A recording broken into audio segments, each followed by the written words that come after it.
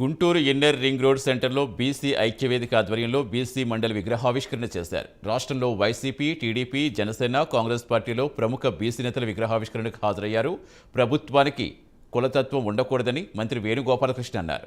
BC కులగణన తమ ప్రభుత్వంలో తప్పకుండా జరుగుతుందన్నారు. కొందరికి మాత్రమే పదవులిచ్చి అందరి హక్కులు అనగదొక్కుతున్నారని మాజీ మంత్రి కొల్లు రవీంద్ర అన్నారు. బలహీన వర్గాల ఆత్మగౌరవం కోసమే మండలి విగ్రహాన్ని ఏర్పాటు చేసినట్టుగా తెలిపారు.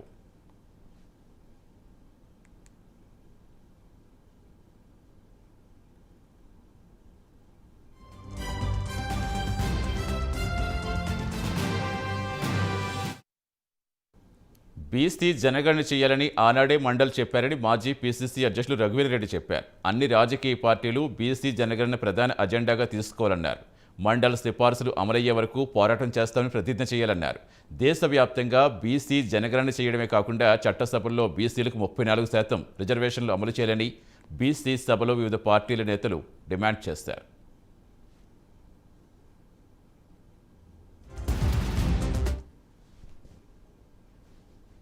మాట ఎన్నికల్లో ఓట్లు సంపాదించడానికి కులపరమైనటువంటి విజ్ఞప్తి ఉండొచ్చు. ఎన్నికల్లో ఓట్లు సంపాదించడానికి కులపరమైనటువంటి విజ్ఞప్తి ఉండవచ్చు, సహించవచ్చు విజ్ఞప్తిని. కానీ ప్రభుత్వ నిర్ణయాల్లో కులతత్వాన్ని సహించవద్దు అన్న మన ముద్దు బిడ్డ బిందేశ్వర్ ప్రసాద్ మండల్ ఎంత గొప్ప మాట చెప్పాడో చూడండి. ఆయన ఒకసారి మనం తలుచుకున్న తర్వాత ఈరోజు పాలన చేస్తున్నటువంటి అనేక రాష్ట్రాలు వారిని స్మరించుకుంటూ నడుస్తున్నాయని అనటానికి ఆంధ్రప్రదేశ్ రాష్ట్రం ఒక ఉదాహరణ అని స్పష్టంగా నేను చెప్పగలను. ఆ రోజు జంగా కృష్ణమూర్తి గారి అధ్యక్షతన జరిగినటువంటి బీజే అధ్యయన కమిటీ ఇచ్చినటువంటి నివేదికని మా నాయకుడు జగన్మోహన్ రెడ్డి గారు ఏలూరు సభలో ప్రస్తావిస్తూ బీసీలంటే ఈ సమాజ నిర్మాణానికి వెన్నెముకలని, వారి వెనుకబడిన కులాలు కాదని, వెన్నెముక కులాలే సమాజంలో సంస్కృతిని, సంస్కారాన్ని సంరక్షించినటువంటి గొప్పవారు అనేటువంటి మాట చెప్పారు. మండల్ గారు అంటారు ఒక మాట, ఎన్నికల్లో ఓట్లు సంపాదించడానికి కులపరమైనటువంటి విజ్ఞప్తి ఉండొచ్చు. ఎన్నికల్లో ఓట్లు సంపాదించడానికి కులపరమైనటువంటి విజ్ఞప్తి ఉండవచ్చు, సహించవచ్చు విజ్ఞప్తిని. కానీ ప్రభుత్వ నిర్ణయాల్లో కులతత్వాన్ని సహించవద్దు అన్న I don't know whether there is life after death.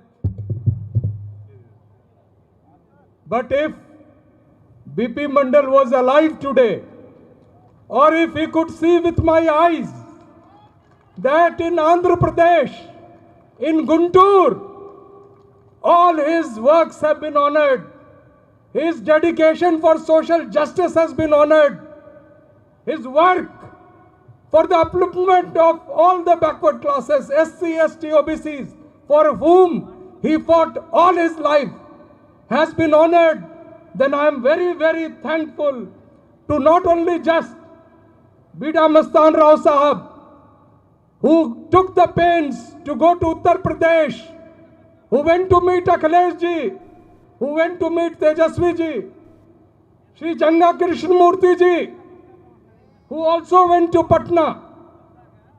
But most of all, I want to thank Dr. Ala Venkateswarulu, the Phule of India now, the new Mandal of India. He is the new Mandal. He has brought North and South together. This is a historic day. आज का दिन backward class के इतिहास में स्वर्ण अक्षरों से लिखा जाएगा. बीपी मंडल విగ్రహ ఆవిష్కరణ కార్యక్రమంలో భాగంగా ఈరోజు జరుగుతున్నటువంటి ఈ సభలో పాల్గొనడం చాలా సంతోషంగా ఉంది.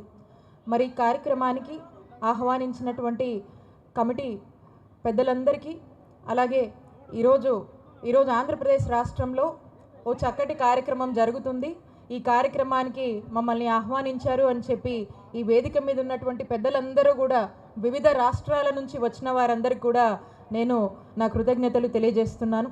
ఇంత టైం అయినప్పటికీ కూడా వివిధ భాషల్లో వాళ్ళ మెసేజ్ ఇచ్చి బీసీల గురించి, బీసీల యొక్క వాయిస్ని ఎలా నలుమూలలా చాటి చెప్దాము, బీసీల యొక్క ఆకాంక్షల గురించి వారు చక్కగా మాట్లాడడము, ఇప్పటికే ఒక మంచి ఒరవడి మొదలైంది. ఇంకా రానున్న కాలంలో కూడా భవిష్యత్ తరాలకు ఇంకా మంచి జరగాలి, బీసీలకు ఈ రాష్ట్రంలోనే కాదు ఏ రాష్ట్రంలో ఉన్న బీసీలైనా కూడా వాళ్ళ యొక్క భావితరాలు బాగుండాలి అనే దానికోసము వాళ్ళు చేస్తున్నటువంటి ఆలోచనలు ముందడుగు వేయడానికి ఈరోజు ఒక చక్కటి కార్యక్రమంలో వారి యొక్క చక్కటి మాటల ద్వారా వినిపించినటువంటి ప్రతి ఒక్కరికి